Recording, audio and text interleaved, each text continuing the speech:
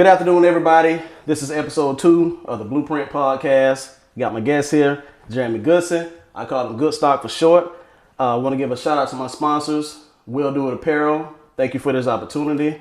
And we're going to get started. I ain't even going to take up for y'all time. Let's get to it, man. So, tell me about yourself in general before we even get started.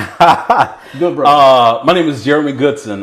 Born and raised here in Jacksonville. This is home.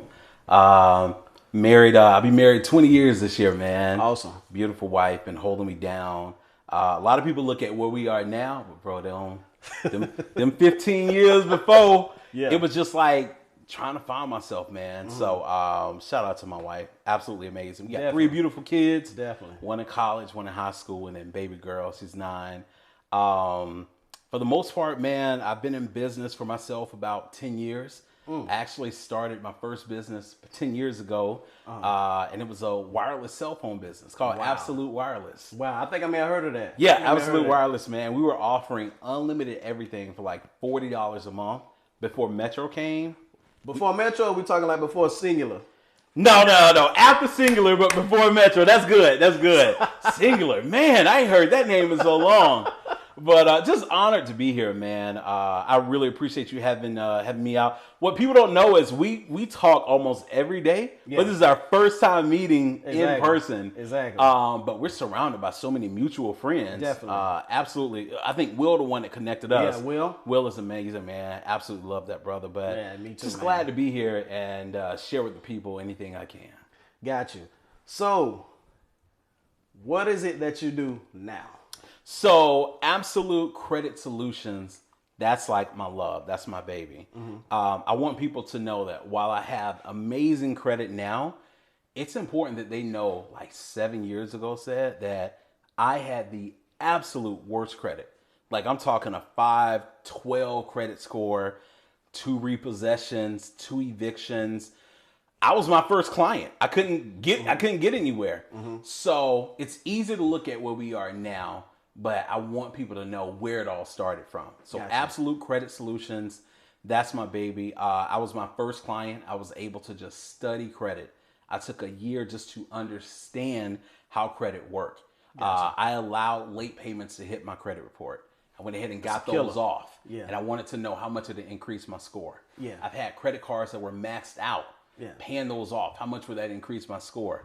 Man, I got this repossession on there. Getting that off. How would that benefit me? Yeah. Now I'm able to build credit. Do I need to add a credit card? So I took literally a year just to understand that. And then after that year, I became my very first client and took the second year to actually work on my credit. Was able to get it, I would say within a year, from 512 to like 680. That's good. Very, very proud. So I started doing friends and family. Hey, listen, if anybody want their credit worked on, I'll do it for free as long as you allow me to post your before and after. Gotcha. So Jeremy started at a 512, second month he had a 530. Third month he had a 560. So as long as you allow me to do that, that first year, I'll go ahead and do it for free. And then once I realized I had something, it was easy to start a business because I actually have results that I can show people. So I had to, when you start a business, the cost of my business was whatever it cost me to work on 10 people credit, I was just going to pay it. Yeah. But I would use their results to go ahead and launch. Building. So it wound up working out, man. We officially launched Absolute Credit Solution in 2016. It's been running ever since. The one thing that separates us from other credit repair companies, you have to have something that separates you. There are thousands of credit repair companies. I've been able to do something that eliminates 90% of my competition. Most credit repair companies charge monthly for credit repair. Yeah. Say, give me $100 a month, I'll work on your credit. Yeah. We don't charge a monthly fee at all to work on credit. We have this program called Pay After Deletion. So our clients only pay us when something comes off their credit report. Now that's dope. I ain't never heard of that. And that's what we had to do. What is going to set me apart? Because if I'm monthly and 1,000 other people monthly, typically whoever has the lowest price, they get the client. Yeah. Well, my thing is I'm so good to where I said, you won't pay me nothing until it come off. So if you're a client of mine for 3 months and I don't get anything off for 3 months, I don't get a dime. However, with the monthly company, you've given out $300. That's probably an account you could have paid for. That's probably a credit card you could have paid down. So I almost put people in a position to where they have no choice but to try it out. And that's exactly what set us apart. The other part that take us from the 90% to 99% is a lot of other credit repair companies have large upfront fees. And I've had clients that say, man, this dude told me if I pay him $700, he'll work on it for 6 months. So my question is, how do we really know the second month, the third month, they really working on it? Exactly. With us, we charge $99 to start. That's it. You don't give us a dime until something comes off the report. And then even when we do delete something, it's a flat rate of $50. That's it. Repossession, 50. Eviction, 50. Medical bill, 50. Like everything is 50. So now I put people in a position to where now it's affordable. They're not paying me monthly. And I think that's how credit repair kind of gets that bad name. Man, I've been with this company 9 months. I gave them $900. You hear the stores. I've eliminated that now. So you're not going to pay me monthly. And that's exactly how we were able to start the credit repair. Now, I took that credit repair company and I was able to launch another business. So it started with Absolute Wireless cell phone. Yeah. We took those profits, started Absolute Credit Solutions, and now we're into the stock business. That's what I'm talking about. Which we officially launched this year. That's what I'm talking about. But even before, just like my credit business, I was my first client when it came to the stocks. I've been doing stocks for years, but last year I hit a milestone that I've never hit before.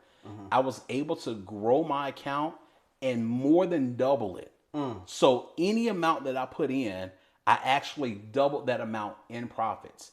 I tested this system out. It's proven. So this year in January, I told people, listen, whatever amount you put in that account, we're going to double it in 12 months.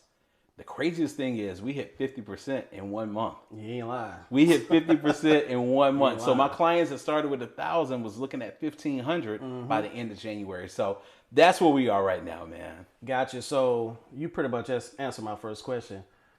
You know, in business or anything you pursue, you got to have an avenue to get there. Absolutely. And so pretty much the credit repair solution launched you into stocks. It did. It did. It really did. Again, like I say, even with my first business, the Absolute Wireless, the cell phone business, I was able to take that money and officially start the credit. Now, I still needed funding to start that credit, but I was able to use the funding from the wireless company.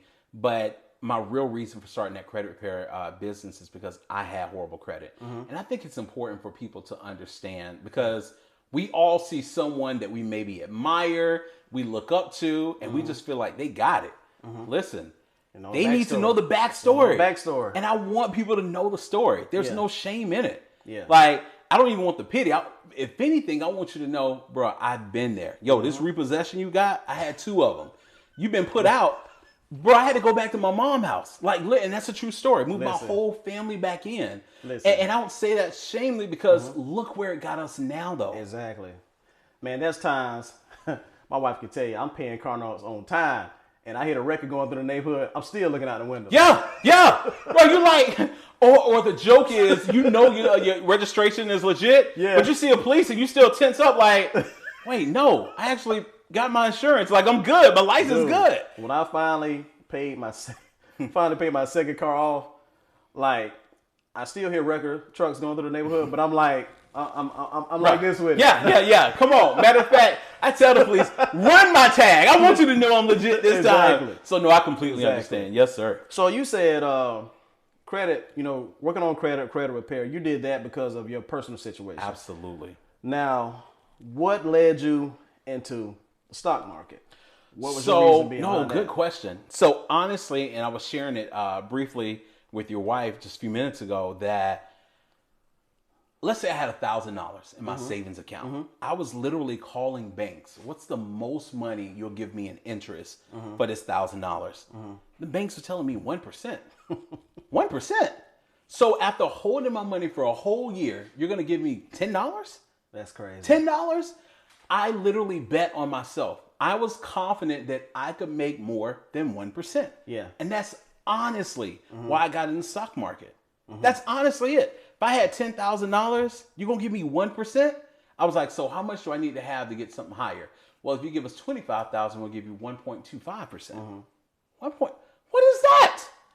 What is that? That is nothing. But what they're doing is they're taking our money and then they're making the big money off of it and just giving us crumbs. So I honestly got in the market because I bet on myself and I was willing to bet that I could make more than 1%. Now, that's easier said than done because in the past, I've been in the market for 5 years, like a solid 5 years.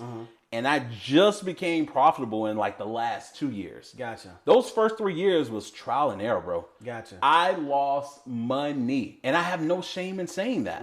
But I've learned from all of those mistakes. And because of those mistakes is where I am now.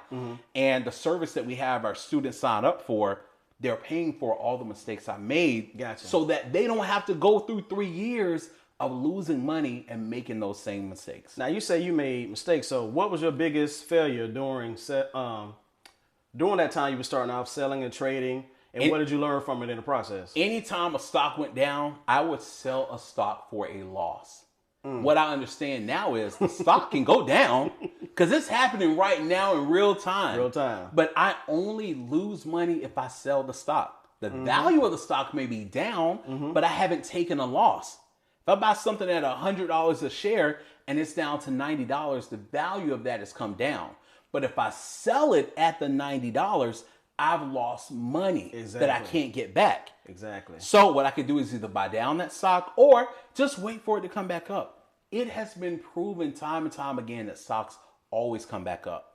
There's something called a panic sale. So if I'm in 10 stocks and the market is down for a whole week, shoot, let me just sell all 10 stocks and keep some of the money that I have. Gotcha. But in selling those stocks, I could have easily lost $100 to $500. Well, you know what? The market is down. So two things I'm going to do. I'm either sit tight, just wait for it to come back, or instead of getting it at the $100 price, what if I buy it down at the $95 price and then buy it down at the $90? So what I was doing then was selling stocks, losing money, and it's impossible to grow your portfolio when you're selling at a loss. Exactly. If I never sell and that stock comes down to 90, it's going to come back up. And once it comes back to 100, I have all of my money back. Exactly. I haven't lost a dime of it. Exactly. So one of the biggest things was feeling like I'm losing money. Shoot, I had $100. Now I only got 90. Shoot, it's going down to 85. I might as well take my 85 that I got. So now I've lost $15 in this one stock. I got 12 other stocks too that's all losing money. So one of the biggest things is not selling. I can give my students that reassurance that I've been there. Everybody panic sells. It's so easy to say, no, I'd rather have $85 out of the 100 versus, all right, guys, this thing might go down to 80. I mean, the good thing about it is you put 100, let's say you lose 5 or 10. Yeah. But at the same time, even if you lose 5 or 10, you still have some left over versus let's look at everyday spending. If you go out and spend 100, bro, that's it. I ain't talking about the dinner I just spent. Like, bro, that's 2 weeks of going down in the market versus 1 hour that I just spent $60 on. Exactly. You know, so when you put it into perspective like that, it makes sense. Saying, all right, if the market is down $60, I spent that last weekend for me and my wife to have lunch. Easy. And it's an afterthought. I don't even feel bad about it. But it's something about seeing the dollar go down. So where I want to give people that reassurance is the market goes up and down. It happens. Let's talk about the money. A lot of brokers, investments, whatever adjective you want to give to that.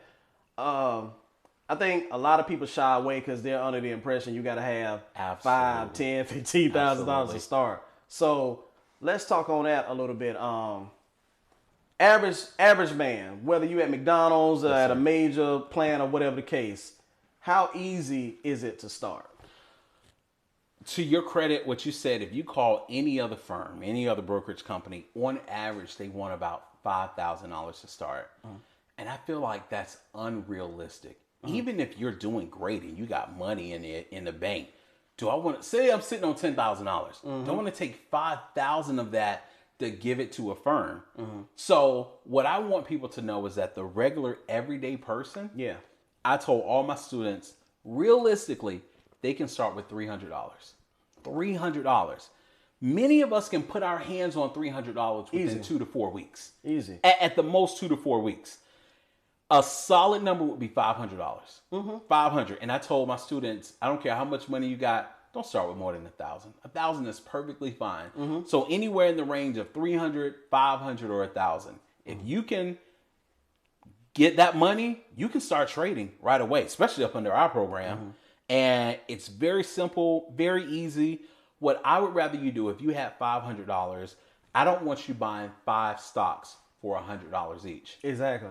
I would say, hey, Sid, let's go ahead and jump in 50 stocks at $10. Yeah. And out of those 50 stocks, even if 10 of them are bad, we got 40 holding us up. So I want to diversify your portfolio and we spread it out. It's kind of like casting a net. We cast this huge net. We don't know what we're going to get. Oh, man, ain't no fish over here, but they jumping over here.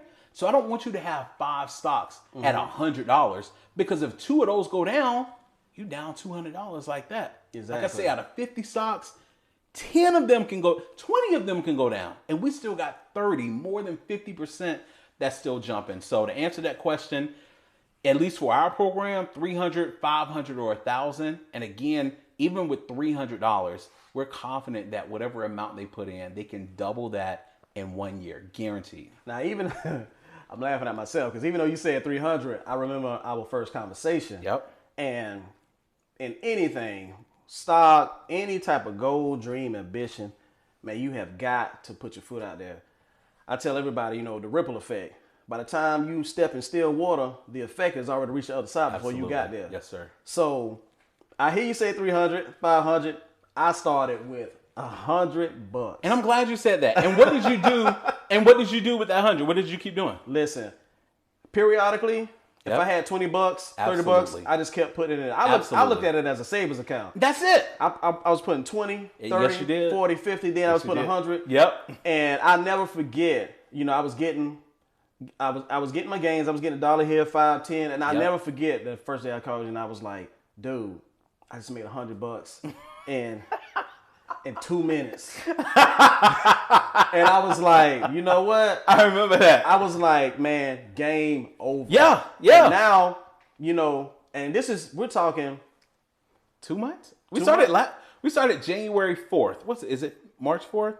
It ain't even March 4th. So it hadn't even been 60 days since we launched. Yeah. And I think you started a few weeks after. I started a few weeks after. So you might only be a month in, bro. Yeah, like a month in, and I ain't scared to tell my business. Yeah. But I got almost 1,000 in there. Absolutely. Now. And with that, I still got a little over 200 in buying power. Absolutely. So, and I love that you said that too, because for example, there may be a single mom that say, Jeremy, I can't put my hand on 300. Yeah. I love that you just said, listen, start with 50. Start is the key word. Start. Can you put 50 in there? And then what about add another 50 2 weeks later? I've been taking it a step further.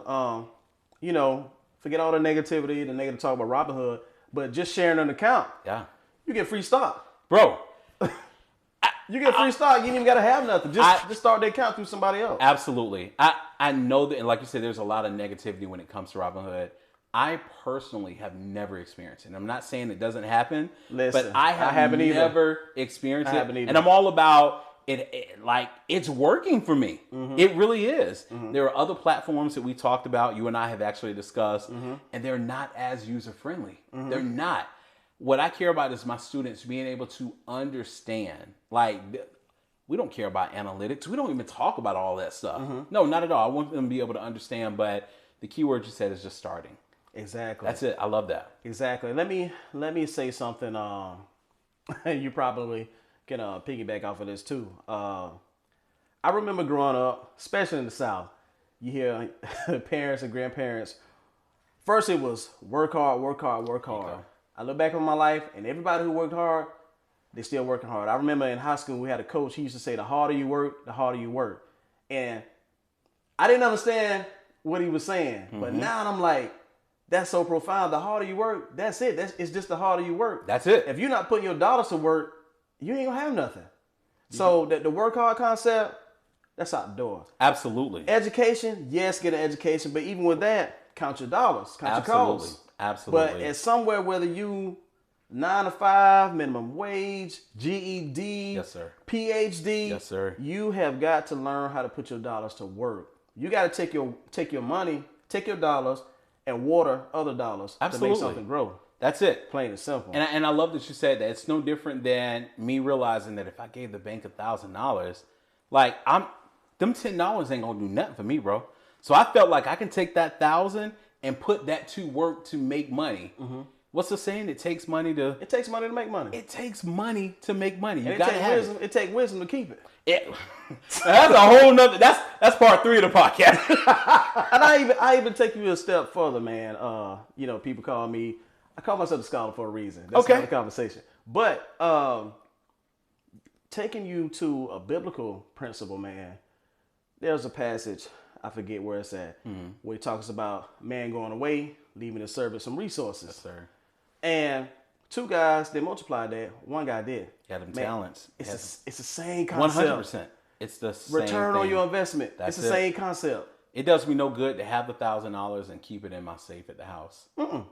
And I'm not saying don't keep money there, but it's not doing anything to generate more money, more income for me. I spent my whole young life. Remember the concept of roaring 20s? Yep. I spent my 20s chasing the dollar. And every time I can remember starting off at $4.15 an hour, then going to 5, going to 6, going to 10, 15, 18, 20, 20 plus. And I'm just like, if I'd have had this years ago, Yes, sir. you got to get yourself to a point of life to where the hourly is not a big deal. Say it. The hourly is not a big deal. If the money behind or before the hourly is working, the hourly wouldn't be such a big deal. Absolutely. And I agree with that so much so that my son is 19 and I have him trading stocks right now at the age of 19. Great. And you and I just talked, man, I wish 20 years ago but I was just sharing with your wife, man, that generational curse is broken now. Yeah. Because his credit is perfect. Yeah. The man is actually trading stock. I expect him to be a millionaire by 30. And that's like realistic. I'm not even just saying it to say it. The things that we have set up in place, he now has the understanding. It's not me still teaching him. He's now implementing these things at the age of 19. And that's what we want for our kids. So while we're catching it later, we still can now empower our kids to now do much greater things than us. Financial literacy is very important, but more than anything, you have got to learn the art of multiplying the dollar. Yes, sir. Learn that more than you focus on the hours at work. Absolutely.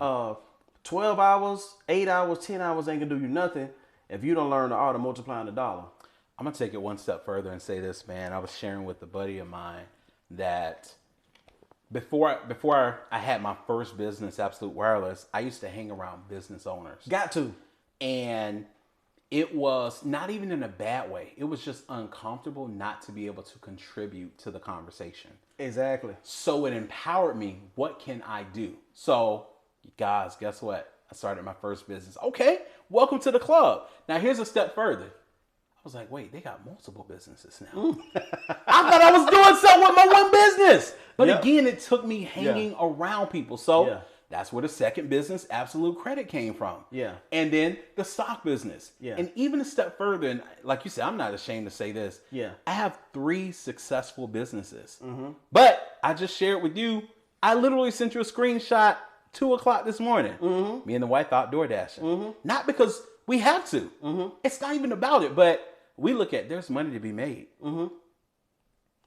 We have nothing but time on our hand. We either gonna sit here and watch this movie or we can get out. So it's not about, we're not chasing a dollar at all. Yeah, it's exactly. about, again, generating another stream of income. Exactly. So now I got 4 different things Exactly. that's coming in. It's not about chasing dollar at all. I'm now gonna take this money from DoorDash that we're doing and we're gonna now put that where? Stock. In the market. To make more money. Stock dollars, man. I'm telling you, ever since I started, I look at everything as an opportunity to fund stocks that I have. Remember back in the day, you had $100, you were scared to break it because once that 100 is break, that was it. That's it. But now my concept is, if I got anything under 100, I don't care if it's 99, 80, 70, automatically put it in the stock market. Absolutely. Automatically put it in there. Absolutely. So, because those dollars can generate more income for you. And I'm not against money going in the bank. So I don't want people to think I'm saying that. But what I'm saying is we have a proven system that we know work that can generate more income. And we've been doing it. So why am I putting $80 in the bank when I can take 40 of that and throw it in here and have that 40 start making money? Any extra change, there is no small amount. I don't care if it's $5 a week. Jeremy will just throw $5 a week in.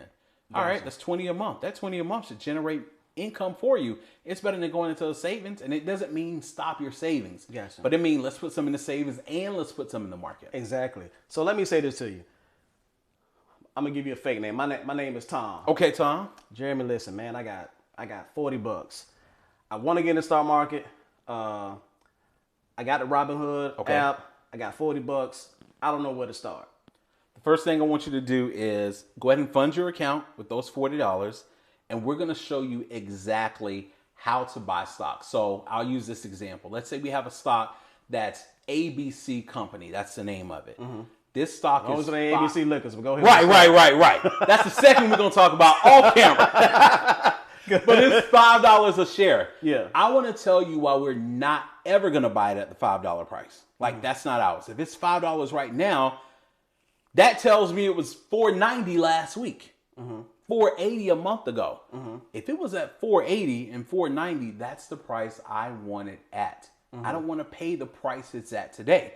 So what I'm going to do is teach you how to look for that price and when to buy it. And that's what we're going to do. So if we get it at the $4.90, it's going to go back up to $5. So from $4.90 to $5, we making money. If there's a stock at 50 cents, because we buy penny stocks too. If there's a stock at 50 cents, but last week it was at 30 cents. I don't want to buy it at the 50, because if I buy it at 50 and it goes down to 30, I'm losing money. I want that 30-cent price. And that way, when it goes from 30 back up to 50, we're making money. Okay. So if you holler at me, you get with me, I'll teach you exactly how to look for that. And I'll tell you the flip side. Let's say we buy, it's at $5 and it never comes down to the $4.90 price we want. Guess what, Tom? You don't lose any money. We want to buy it at $4.90. It came all the way down to $4.92. Never touch $4.90. You can hit this button that says cancel and get all your money back. You don't lose any money because it never bought it. Versus if I bought it at $5, it came down to $4.92 and it's falling. Guess what I'm doing? I'm back to what I was doing in the old days, selling at the $4.92 price at a loss. So I want to teach Tom and everybody else, while we're never going to buy it at the market price it's at, how to look for the number that you want to buy. That way when it touches it, it's going to always go back up and you'll make money that way. Now, let me ask you this. Explain my term, stocks on layaway. You call it stocks on layaway? How did you come up with that? You remember, like, setting it if it reaches that? Yeah. I love that concept. In general, I'm not gonna share too much because I'd rather you talk to him. But I developed this term on my own. Setting a price, and if the market reaches that, you can purchase it. Basically, buying without thinking. We call it set it and forget it. That's it. Set it and forget it. I call it stocks on layaway. And I like it. So again, if it's at that $5 price on Monday, we're gonna say we want to buy this at $4.90. Gotcha. It may not touch it Monday. It may not touch it Tuesday. Wednesday, all of a sudden it gets it. You don't even have to be at your computer. You ain't got to be at your phone. It literally will automatically buy it for you without you doing anything. That's that set it and forget it, or stocks on layaway. Like, it's just there.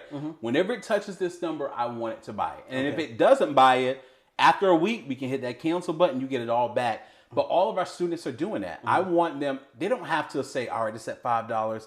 Oh, it just went to $4.98. Oh, it just went to $4.96. No, we want to buy it at $4.90. That's our number. Everybody puts in the same number. We all buy it at the $4.90 price.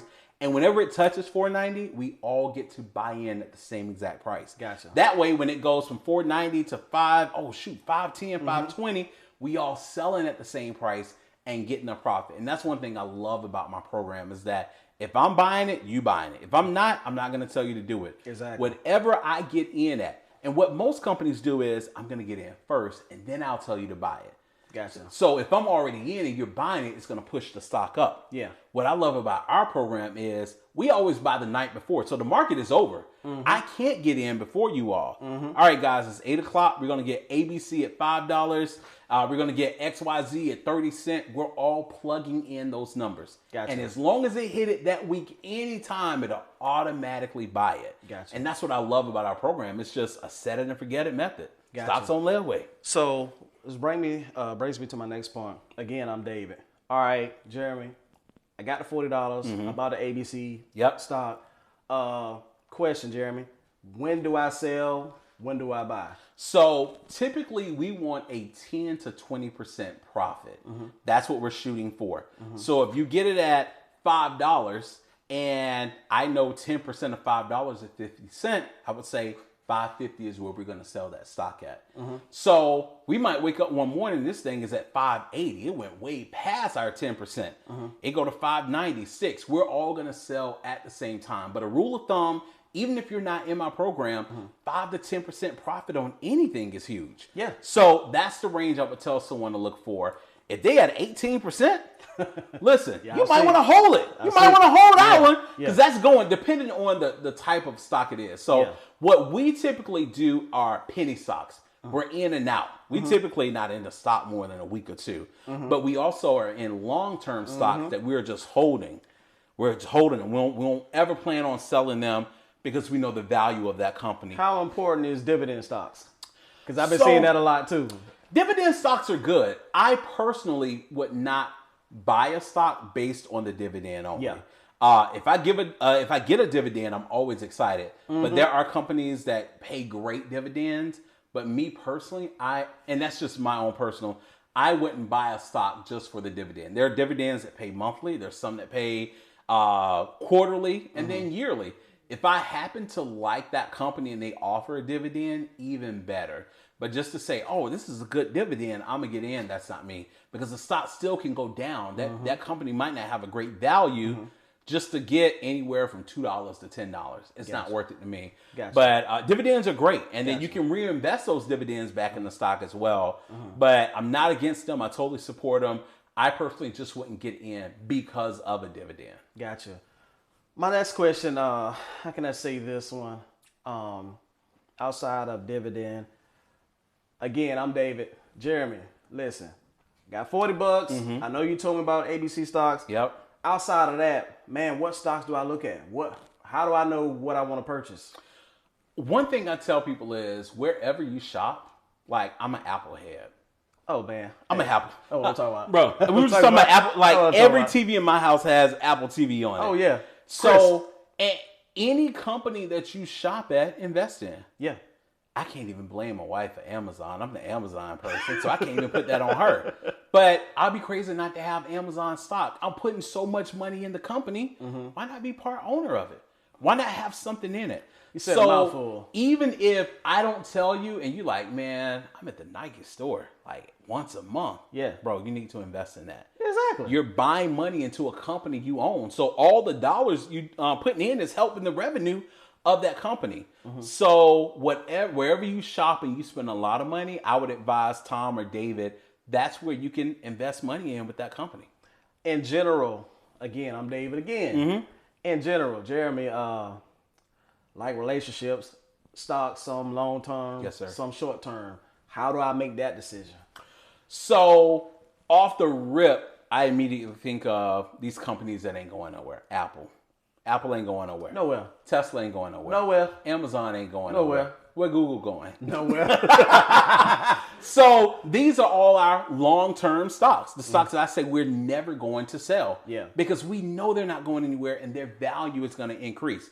So any company that you can think of, like, you know what? Nah. Like, Nike ain't going nowhere. Like I say, the Apple, the Teslas, the Amazon, like they aren't. So those are considered long-term stocks. I would also say many of the stocks that we tell you all to invest in, we don't know the name of these companies.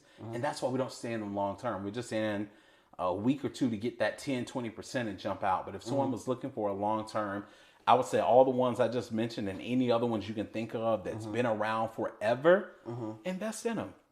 Invest in them. There was one point, true story, to where I remember looking at Google years ago. Google was like $900 a share. And I was like, this junk is maxed out. Then it went to $1,200.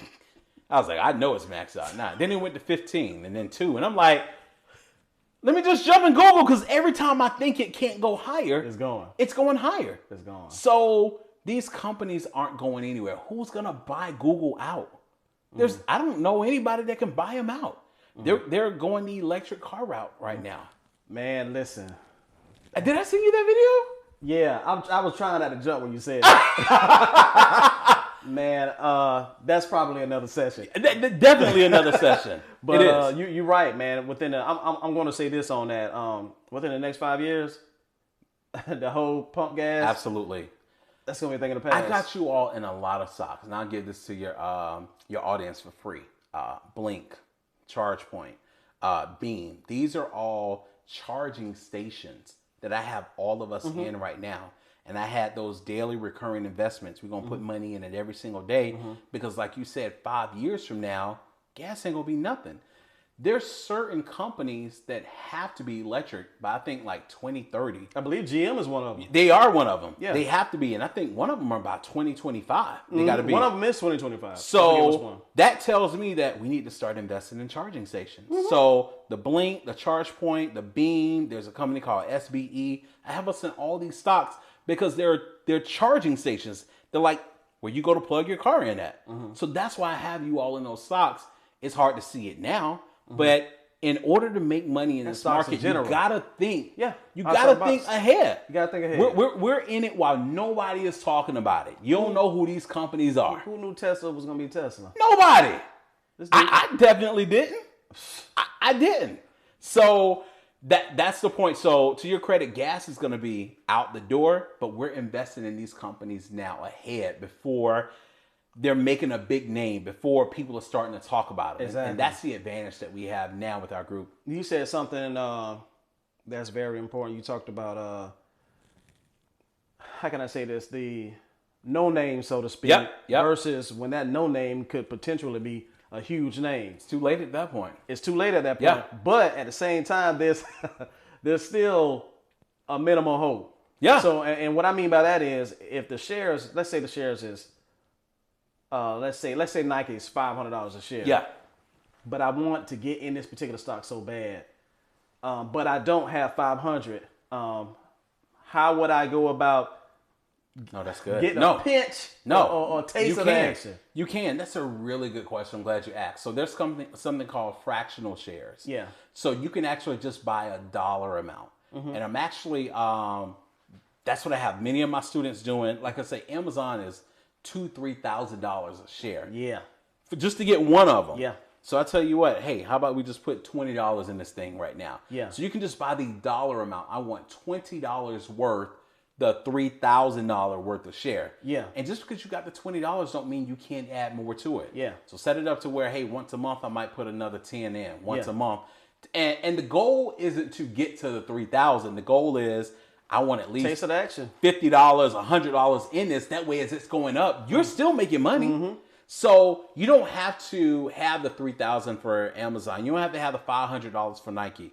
You can put $10 in Nike. You can put $10 in Tesla. They're called fractional shares, and you still can make money for those. And you're telling the the God honest truth, because some of the ones that we did buy the dollar amount 10, 20 or whatever, and we put the reoccurring. Listen, I go back and I look Ford? at some of those. Yeah. Ford is a good one. Yeah, We're doing Ford. good. Twitter, we're doing good Yeah. on Twitter. I'm looking at some of those and I'm like, off a buck. I'm like, Yeah. I'm already 20, 30 bucks. Yeah, Like, yeah, it's crazy. and I absolutely love it. So I'm really glad you asked that. I don't want people to think that even Apple is $150 just for one share. That's a lot for someone that's starting off. Exactly. So they still can put the $10 in Apple. We talked about. Man, I ain't gonna give them that one yet. I just feel like, and I probably would get some backlash from this, and if I do, I don't mind it. I got you. But I'm just to the point that I've learned so much, to me personally, if you can get income, I don't care if it's $1,000 a week, 500, 200. Long term, Yes, sir. not short term. Yes, sir. In the long term aspect, you don't have no reason to be broke. None. And not to be able to set up your family to some degree. None whatsoever. The only the only thing in this day and time that is a major contributing factor to your financial life is a broke mentality. That's it. That's it. Because Nothing else. it's too many resources out here. Too many. Too many. And like I said, the difference between millionaire and whatever mid-level income, whatever, is just The right mindset. here, right here, That's it. right here. There's a lot of people that may, like I say, I ain't ashamed to say that I'll go do DoorDash deliveries. Bro, I have 3 very successful businesses. Listen, But I look at the income that I can get from that, and I'm not worried about the $200 that I make from it. No, we throwing that in a stock market that can make money. But that pride of how you be like, nah, I'm too good for that. Bro, no sir. Not me. I make good, truth be told, I make great money. Yeah. I can't even complain. Yeah. But just like I told you, I was doing Amazon Flex just for the heck of it. Yeah. I'm like a Saturday Doing nothing, bro. doing nothing, and I do a 3-hour or 4-hour block, and I'm $800. Like, it's money. It's money. When did I get to the point to where that ain't worth the $100? Like, when did I get? No, never. dude, I'm on one street. I may have 25 packages, but I was on one street, Yeah. or maybe one street and a half. Yeah. And 2-3 days, I'm getting $200-300 in the account. Bro. I didn't need that. No, But not I at just did all. it for the heck of it. Absolutely. Absolutely. And once you understand money and you like, shoot, I can, and it's not necessarily flipping it, but again, I can take that extra money and apply it to where it's now making money for me. You're in a whole different mind space, My bro. whole concept, like I said, I spent my young life chasing Chasing a a dollar. Yes, sir. I'm to the point now, I'm 40 years old. Now I'm at a point, I said to my wife, I said, I'm at a point now to where I need money to come to me and bring me its resume. That's it. That's it. Let me employ you. There you not go. you employ me. There you go. That's been my mindset for the last couple of years now. So I'm no longer, don't get me wrong, I'm earning a dollar, Yep. but I'm not chasing it per se. No, I agree. I want the We money. want our money to make money for us. Exactly. It does me no good to make the $100 just to Exactly. have it. No, that Exactly. 100 needs to turn to 2. That 2 needs to turn to 4. That 4, and that's honestly where I am right now in life. That's exactly. So let right. me ask you this. Got into stocks. Who was your what was the biggest resources, or who were you following, or somebody you, I don't know, may read about, listen to? I wish I could say a name. It's so easy just to say a name. It really just came from, again, back to the credit thing, to where in order for me to have an apartment or a car or a house, I got to get this done. The stocks was, I need more money. And the $1,000 Safest I way. got, Safest I need to way. find a way for that to generate income for me. And that's honestly what it came down to. It would be nice to say I was inspired by someone or I followed someone, but it came to, y'all tell me y'all gonna give me $10 for $1,000? Nah, let me see what I can do. And like I said, I lost a lot of money trying to figure it out. But now I got this thing, it ain't no stopping now.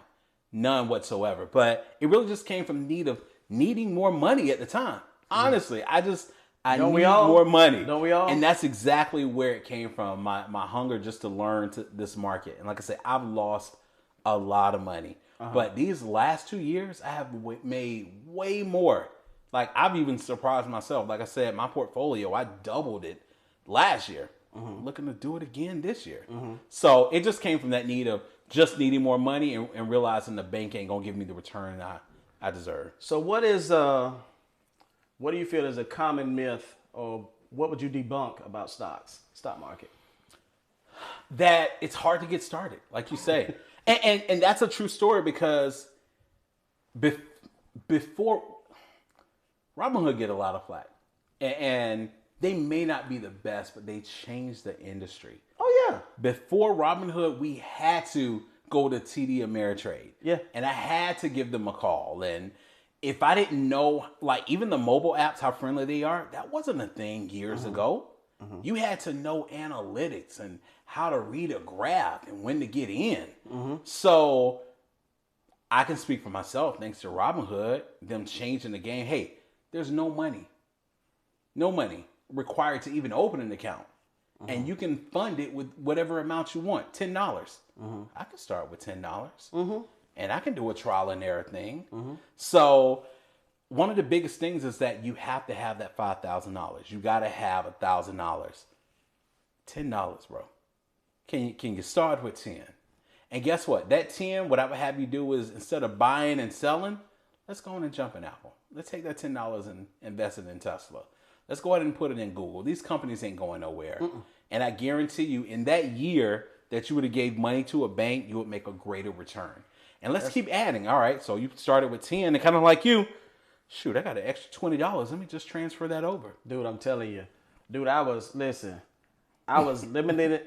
the amount of times I was getting breakfast, lunch. It's worth it. 10 at Chick-fil-A or 10 in the account. Yeah. And $10, we're not saying you got to have 100 to transfer. You don't need 50. Them $10 add up. Like you say, 200, then 3, then 5, $1,000, bro? In a month? Man. And what happens is, just like I said, the percentage thing, if I want a 10% return, if I buy something for $100, my 10% profit would be $10. If I buy something for $500, I get $50. It's the same 10%.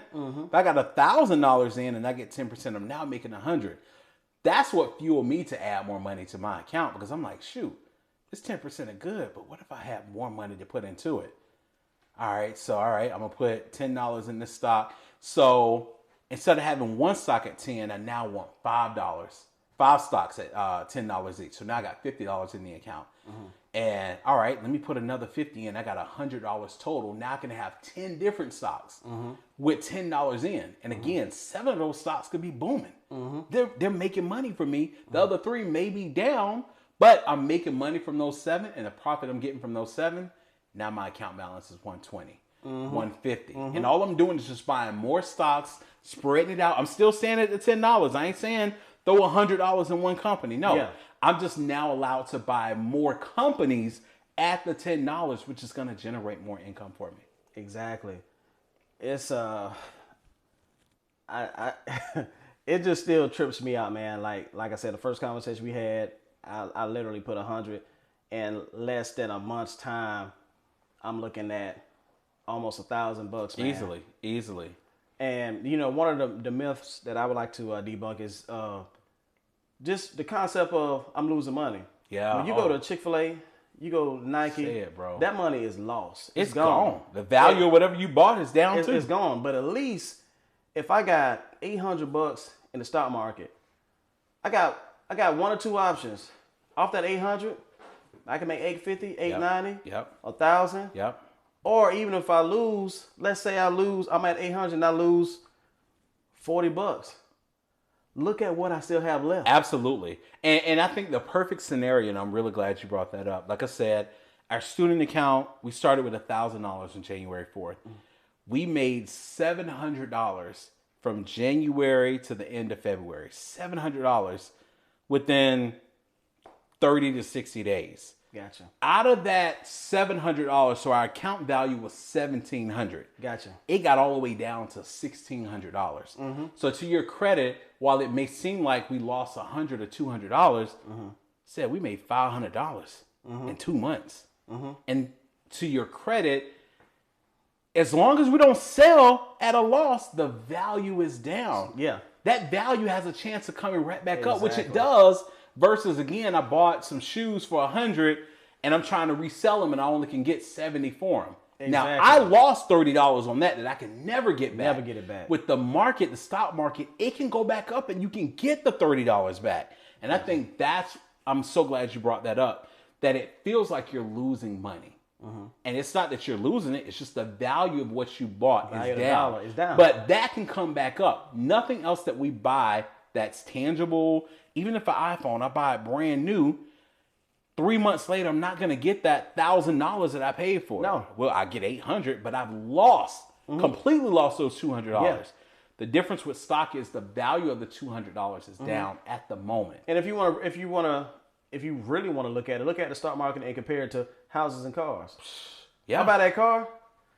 Immediately. Constantly declining. Immediately. I buy that house, depending on the market. Yeah. I could be, if I buy for $300,000, next year it could be worth 4. It's true. Or depending on the market, it may be 350. But guess what? But how much did I really lose? No. And it can come back up. And it can come back up. That car ain't coming back up. That car ain't coming back up. That car ain't coming back That up. car ain't coming back so up. I'm really glad that you shared that with them, that they're not losing the money. The value of that is down. And it may appear that you're losing it. The value is down, but the market always comes back up. Always as long as you don't sell for that loss, you got a good chance of getting that, like 99% chance of getting that money back. My last question to you. If y'all want us to do a part 2 of this, let me know. Last question already? It's only been 10 minutes, right? Been like 10 minutes. So let me ask you this right here. What would yourself now, you right now, with the mindset, the concept, what you learn of growing a dollar, say to the guy with the bad credit and didn't have the dollar? What would you say, and what could you teach him now? It's so funny, man, because I look at my son who's 19 now, and I'm like, of course, he doesn't realize the head start that he has.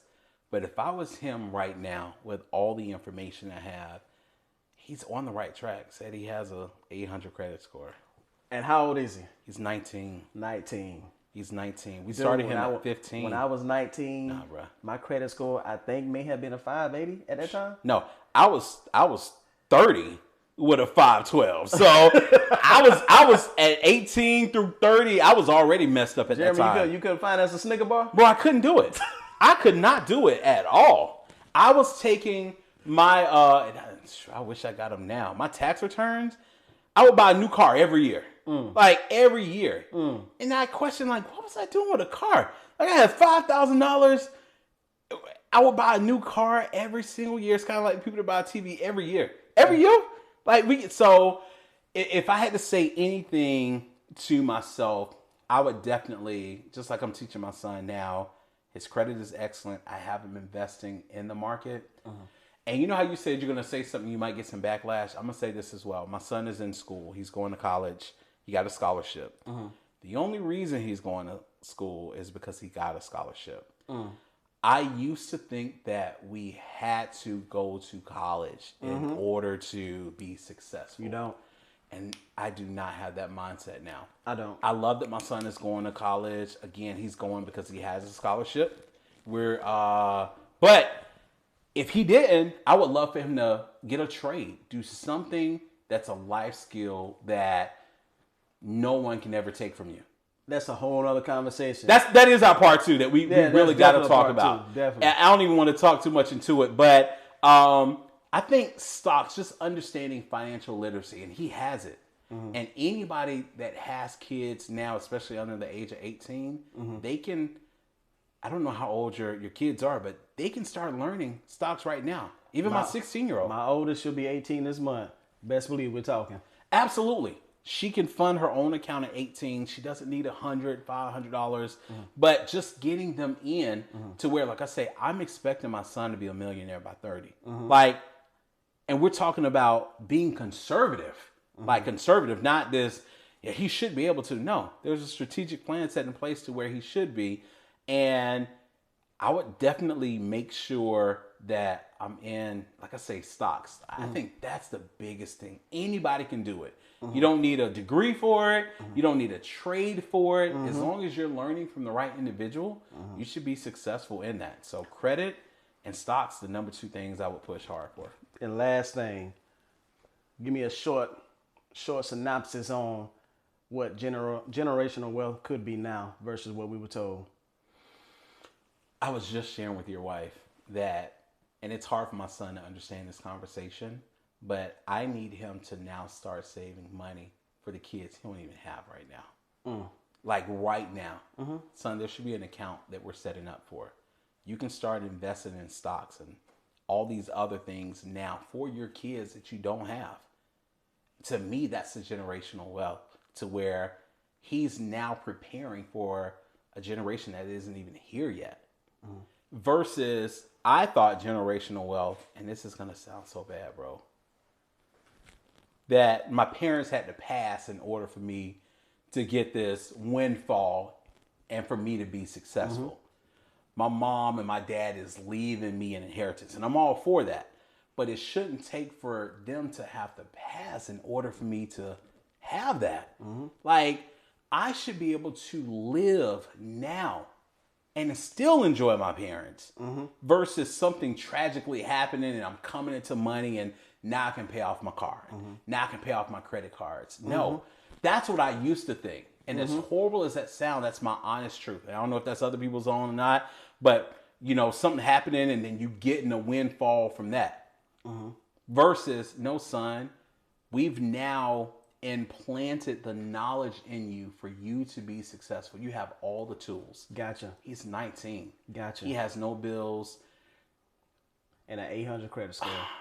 I used to rush and want to be out the house by 18. Me and my wife was like, why are we not having our son move? Like, for what? To create debt? What you need an apartment for? You got a room. You're good. Yeah. No, save that money. Yeah. Save that money. Yeah. Invest that money. Yeah. We're taking care of everything. As long as you're going to school, we'll take care of it. He has no desire to move, and I thank God for that. And we don't want him out creating debt. Exactly. As soon as I turned 18, I went ahead and got an apartment. And then the crazy part is that after a year, they was like, all right, your rent went up. And I was like, no, I paid y'all on time. I think there was a mistake. It was like, no, it goes up every year. Wait, I paid on time and you still raise it just because? I felt like it was a punishment.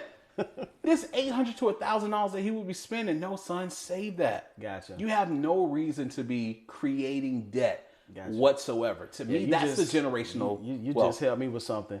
But let me say this. This is a sad noodle scholar moment. And I'm gonna end this with this. One of the greatest lessons I have learned in life, and I tell my kids this now: time is not your friend. It's not, sir. But if you can strategically arrive with time, it could be your best alliance, man. Oh, I love that. That's our I time. love that. Oh, I love that. That's our time. That's dope. That's dope, man.